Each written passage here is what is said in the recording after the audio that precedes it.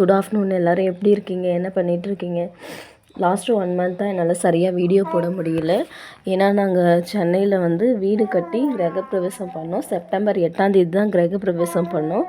So last 1 மந்த்தாக நேரில் போய் invite பண்ணுறது, கிரகப்பிரவேசத்துக்கான அரேஞ்ச்மெண்ட் பண்ணுறது, அப்புறம் கிரகப்பிரவேசம் முடிஞ்ச வீடெல்லாம் செட் பண்ணுறதுன்னு சொல்லிட்டு அப்படியே போயிடுச்சு. 1 மந்த் சுத்தமாக புக்கு எடுக்கவே முடியல. அதுக்கு முன்னாடி படித்தது எவ்வளவோ அதை மட்டுமே வச்சு நான் எக்ஸாம் எழுதிட்டு வந்தேன். தமிழ் வந்து எக்ஸாம் எழுதும்போது பார்த்திங்கன்னா ரொம்ப ஈஸியாக இருக்கிற மாதிரி தோணுச்சு. இந்த இலக்கணம்லாம் ரொம்ப ஈஸியாக இருக்கிற மாதிரி தான் தோணுச்சு. ஆனால் கரெக்ஷன் பண்ணும்போது தான் வந்து தெரியுது 65 மார்க் தான் வந்துச்சு தமிழில்.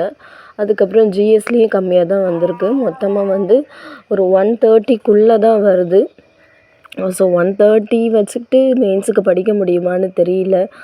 நெக்ஸ்ட்டு என்ன பண்ணலான்னு யோசிச்சுட்ருக்கேன். நெக்ஸ்ட்டு வந்து என்ன ஜாப் போகலான்னு யோசிச்சுட்ருக்கேன். நான் வந்து எம்சிஏ படிச்சிருக்கேன். 3 இயர்ஸ் ஒர்க் எக்ஸ்பீரியன்ஸ் இருக்குது. பட் 5 இயர்ஸ் கேப் ஆனதுனால யாருமே வந்து ரெஸ்யூமை வந்து ரிஜெக்ட் பண்ணுறாங்க. ஏன் 5 இயர்ஸ் கேப்புன்னு சொல்லிட்டு கேட்குறாங்க. இல்லை டீச்சிங் ஜாபாச்சும் போகலாமான்னு யோசிச்சுட்ருக்கேன். பட் பாப்பாவுக்கு இன்னும் 1 இயர் முடியல. நெக்ஸ்ட்டு October 5 தான் வந்து 1 இயரே முடியுது. பாப்பாவை எங்கே விட்டுட்டு போகிறது? டே கேரில் விட்டாலும் ஒழுங்காக பார்த்துப்பாங்களா?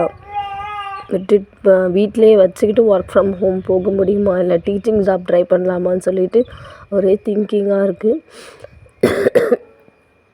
ஸோ நீங்கள் எப்படி எக்ஸாம் எழுதியிருக்கீங்கன்னு சொல்லிட்டு கமெண்ட் பண்ணுங்கள். தேங்க்யூ.